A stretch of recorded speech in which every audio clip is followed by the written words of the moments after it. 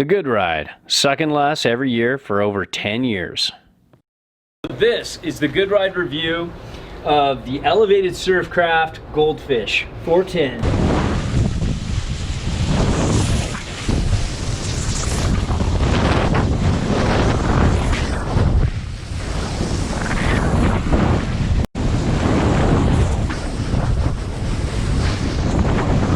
And we rode this with Adidas tennis shoes, and he rode Vans slip-ons. Yeah, and no, Adidas Tactical ADV, and the good old trusty Union Atlas that we use for just about everything. Set this up as recommended by Aaron of Elevated. Little posse, what were we, like 6, 9? So I think about 9 on the back foot, plus 9, and then up to about 30 on the front. And then, what was the reference stance at? Like roughly? 19.5, 20. What? 19.5, 20. 19.5 to 20. And to give you a quick summary of this board, it's basically take a twin fin and put it on the snow. This is like a twin fin that can get a little vertical, that can slash, that can really throw a fan or two, but also just flow up and down the wave and down the line. And that's how I felt like I was on snow today.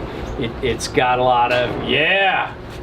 It's got a lot of personality to it, and it's not one of those boards that, you know, those snow surf style boards that comes with a manual. After one run, I was like, okay, I know you, I know what you do, and you're fun. And what'd you think, Grant? I immediately loved this board. Wasn't my favorite board of the day, but very user-friendly and super, right there, super easy. Yeah. Like James said, I have a hard time relating like surfboards to snowboards, but with this one, it is like very loose in the tail, and it's really easy to slash, and really good in comparison to this board with shorter radius turns. Yeah. So to get into the flex here, I'm gonna place this down ever so lightly. This $820 board, so we don't scratch it. It's a very medium stiff, almost stiff flex, but yet you can butter off the tail pretty easy for what it is. You would think after flexing that you wouldn't be able to lean back and really have anything happen off the tail, but it actually does. It can rise up and playfully butter off the tail. It's got pop, it's got drive, and it's got a lively personality underfoot. And if you want to get to the camber profile, Aaron's life is just too damn busy to let us put this on the table. So we're just gonna try to show you like this so you can see it's basically full camber, but then you have a long ass nose that gives it kind of in a certain way in powder, where I didn't ride this in powder, I rode this in powder, and it's a similar camber profile. It has that same float as a lot of hybrid camber boards out there that really shows, you know, hey, this carves groomers really well, but it's not gonna shit the bed when it's powder time. But we'll get to that a little bit later.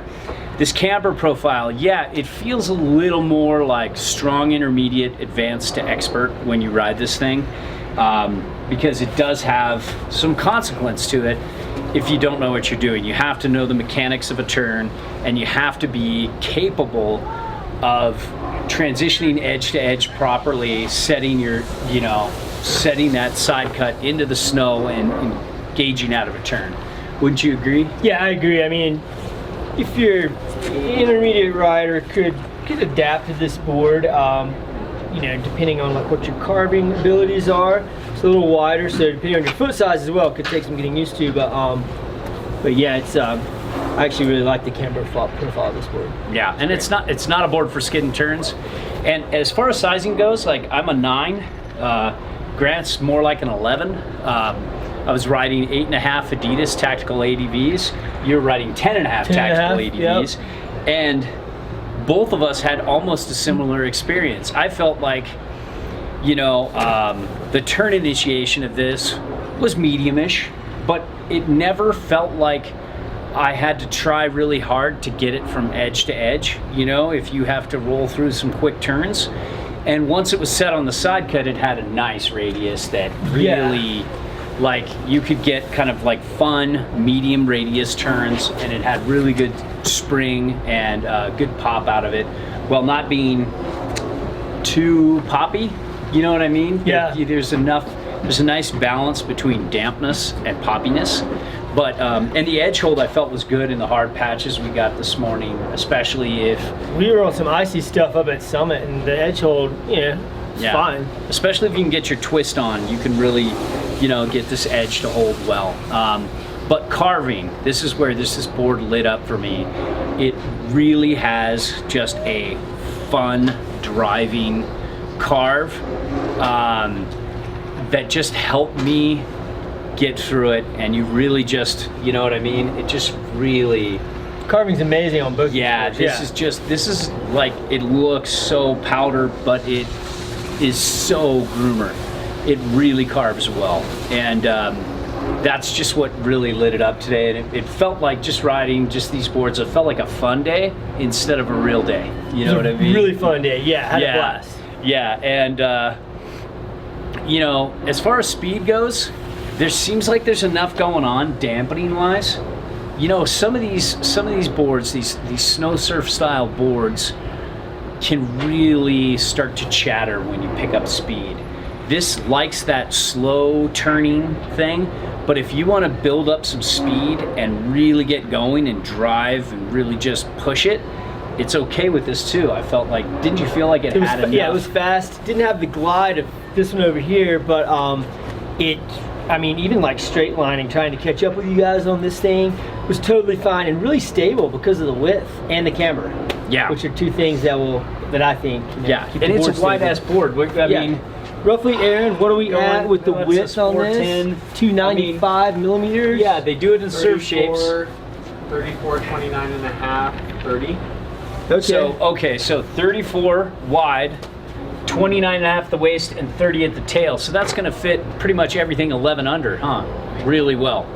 Because one thing to remember is when, there's been so many years of twins and double enders, and it got people lazy when it comes to sizing a board. And a lot of people just look at the waist. So that doesn't work with tapered directional boards like this.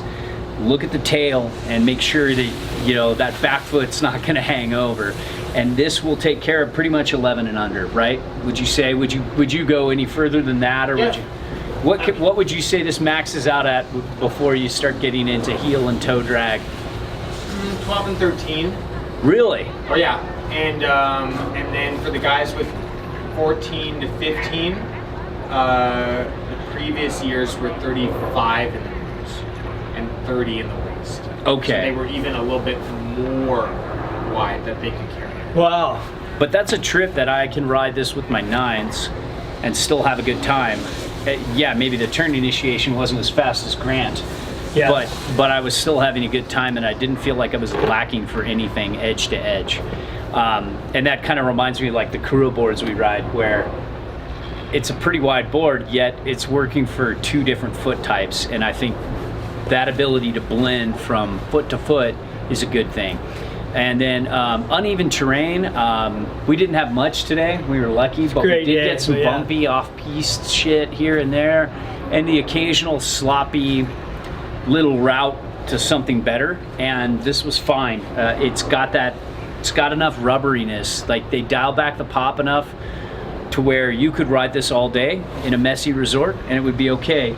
And it can power over things as well. For me, it would turn a little slow. Like, I wouldn't be stoked on, like, if I made a wrong turn and I went down a bumpy line, I wouldn't be that stoked on this with my boot size. Grant, I think it would be a little better for you there. Yeah, I mean, I thought, and even for me, considering the waist width, and like you said, it's not all about the waist width, but if we're just going to reference the waist width, I found the turn initiation to this to be really good. I mean, this is one of the wider boards I've ridden all year, both of these. Yeah, and you can see there's just some width. Yeah, and it's just, great turn initiation. It was really easy to navigate the uneven stuff we had today, which wasn't, we weren't dealing with any mogul fields, but a few spots here and there. Yeah, and I mean, I didn't ride this in powder, but I was lucky enough to get the red tail out in some deep stuff.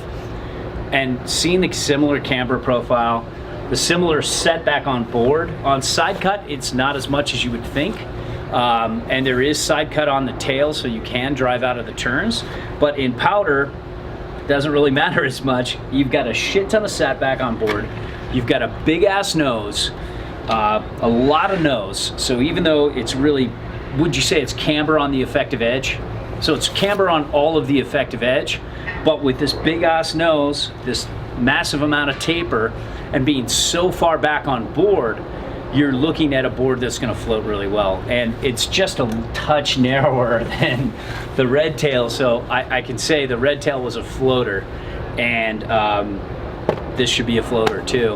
And overall, I think it was just, it was a fun experience today. I've never done a review in front of the creator. This feels weird, and I feel like I want to just say something bad, but I really don't have a real criticism of this board or anything. I feel like it's dialed out and it's doing what it does what it says. When Aaron described this to me, and then I got on it on snow, within one run or two runs, I knew what this board was, and I was having fun on it. And so it's kind of like everyman's snow surf. It's, if you drive your weight off your back foot, great. If you're a little bit of a front foot driver, I think this can work a little bit too. And it works, it likes a posy stance, but if you set it back and you like to be a little duck, like most directional board riders are doing out there, this can work too. I mean, it's really going to shine this way, and but it just was really fun getting out there and making some good turns, and I had a good time on it. I had a great time. And this is a just a small manufacturer that only builds a few boards a year, and you can find these on their site, but it's one of those boards that's going to be on my recommendation list. And I get those thousands of emails, and to all of you that I didn't answer kind of mid-February-ish into early March, my apologies. Just too many, I got overwhelmed. But when I reply to emails, I have a list of boards that I just feel would be a good fit depending on how you describe yourself and your specs. And this is going to be on that list, and if we had more time on it, we'd love to kind of challenge it against some of our like alternative free ride favorites and kind of see how it stands, because it's really got a fun personality to it that I think could work with a wide variety of riders that want to take their life on a much more directional route when you're going down the mountain. What do you think, Grant? Anything you want to add, my friend? I agree. I really like, had an amazing time on this board. I guess one thing to touch on is I think these boards seem, we've only ridden them today, or I've only ridden them today, but they seem to be really good quality materials. I like the simple base design. These bases have great glide. Don't worry about that. That's just that's just pitch from a tree this morning when we picked them up. I don't know what you were thinking. Lay those down in that grass, but there's some tree pitch. I was like, oh, but yeah. But go on. It just seems like a really quality built board. All of these do, and I love this top sheet. Love the textured top sheet. Yeah, it's great. It's got a little texture to it, so you can 1 foot really easy. Very stable, very fun. And durable. Yes. I feel elevated. I don't know about you. I've always felt elevated. Not, I feel a little not more like elevated, not like Grant elevate me. But yeah, this was a fun experience, and it was a great day of riding. So there you have it.